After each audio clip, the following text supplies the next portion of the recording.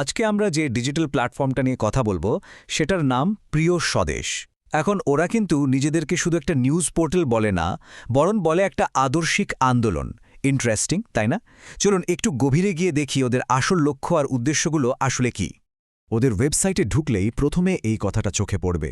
দেখুন, এখানে লড়াই বা সত্যের পথের মতো বেশ কিছু শক্তিশালী শব্দ ব্যবহার করা হয়েছে। মানে শুরু থেকেই ওরা পরিষ্কার করে দিচ্ছে যে ওরা শুধু খবর পরিবেশন করতে আসেনি, ওরা নিজেদেরকে একটা আদর্শিক সংগ্রামের অংশ মনে করে। তো এই পুরো ব্যাপারটাকে বুঝতে হলে আমাদের দেখতে হবে ওরা কাজটা কিভাবে করে। প্রিয় স্বদেশে তাদের মিশনটাকে মূলত ৩টা ভাগে ভাগ করেছে। ১.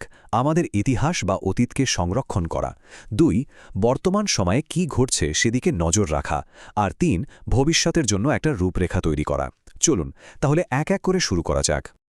আচ্ছা, তাহলে প্রথম প্রশ্নটাই আসে, প্রিয় স্বদেশ আসলে কি? ওরা নিজেরাই নিজেদের পরিচয় দেয় এভাবে।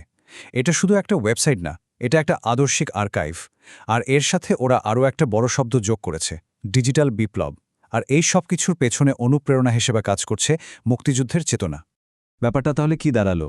ওরা শুধু ইনফরমেশন বা তথ্য দিচ্ছে না, ওদের কথাতেই আছে ওরা দেহের শেষ রক্তবিন্দু দিয়ে লড়াই করার জন্য প্রস্তুত। বুঝতে পারছেন, এটা একটা আদর্শিক সংগ্রামের ঘোষণা। আর এই সংগ্রামের মূল শক্তিটা আসছে দুটো জায়গা থেকে। ১. আমাদের মুক্তিযুদ্ধ, আর ২. বঙ্গবন্ধুর আদর্শ। তো এই যে আদর্শিক সংগ্রামের কথা বলা হচ্ছে, এর ভিত্তিটা কোথায়? প্রিয় স্বদেশ তাদের কাজের মূলে রেখেছে বাংলাদেশের ইতিহাসের সবচেয়ে গুরুত্বপূর্ণ দুটো অধ্যায়কে।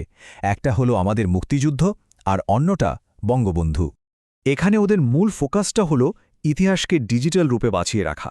যেমন মুক্তিযুদ্ধের এমন অনেক গল্প বা দালিলিক প্রমাণ আছে যা হয়তো হারিয়ে যেতে বসেছে, সেগুলোকে ওরা সংরক্ষণ করতে চায়। লক্ষ্যটা খুব পরিষ্কার, ইতিহাস যেন বিকৃত না হয়। একই সাথে বঙ্গবন্ধুর দুর্লভ ভাষণ, ছবি, তার জীবন দর্শন, এগুলো নিয়েও একটা স্পেশাল আর্কাইভ তৈরি করছে ওরা। উদ্দেশ্য একটাই, যেন নতুন প্রজন্ম এই আদর্শগুলো সম্পর্কে জানতে পারে। আচ্ছা, ইতিহাস তো গেল, এখন আসি বর্তমানে। প্রিয় স্বদেশ কিন্তু শুধু অতীত নিয়েই পড়ে নেই। বর্তমান সময়েও ওদের দুটো বড় কাজের ক্ষেত্র আছে। একটা হলো দেশের উন্নয়নগুলোকে ডকুমেন্ট করা, মানে সেগুলোর রেকর্ড রাখা। আর আরেকটা, যেটা এখন খুব জরুরি, সেটা হলো ফ্যাক্ট চেকিং বা তথ্যের সত্যতা যাচাই। উন্নয়নের কথা বলতে গেলে ওরা বিশেষভাবে ফোকাস করেছে গত ১৫ বছরের বাংলাদেশের যে পরিবর্তন তার উপর। মানে এই সময়টাতে দেশে যা যা হয়েছে সেটার একটা ডেটা নির্ভর অ্যানালিসিস আর সচিত্র প্রতিবেদন ওরা তুলে ধরে। তাদের মতে এটা একটা বিরাট রূপান্তরের গল্প। আর উন্নয়নের কথার পাশেই চলে আসে ফ্যাক্ট চেকিংয়ের বিষয়টা।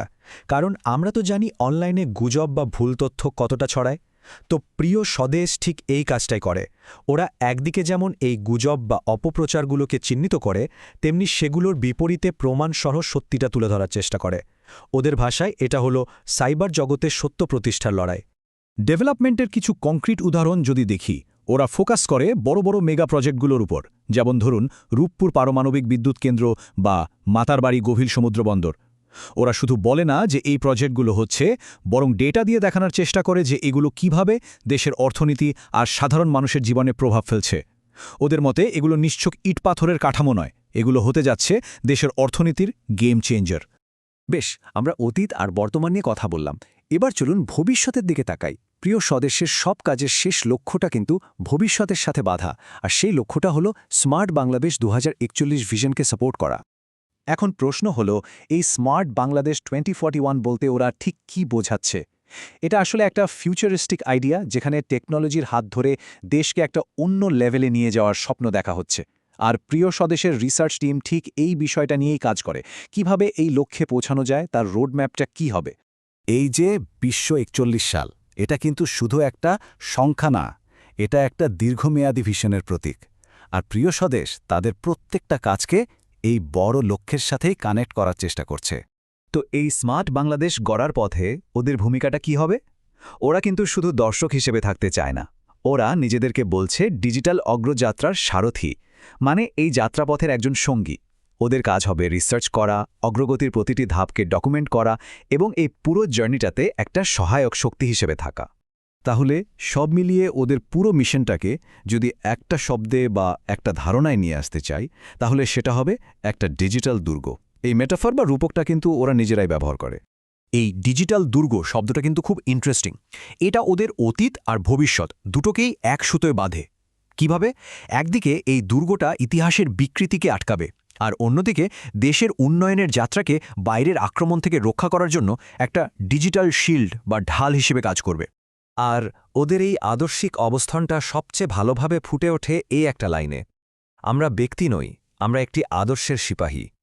ভাবুন একবার, ওরা নিজেদেরকে শুধু একজন কর্মী ভাবছে না, ভাবছে একটা আইডিওলজির সৈনিক হিসেবে। এটাই হয়তো ওদের কাজের পেছনের মূল স্পিরিট।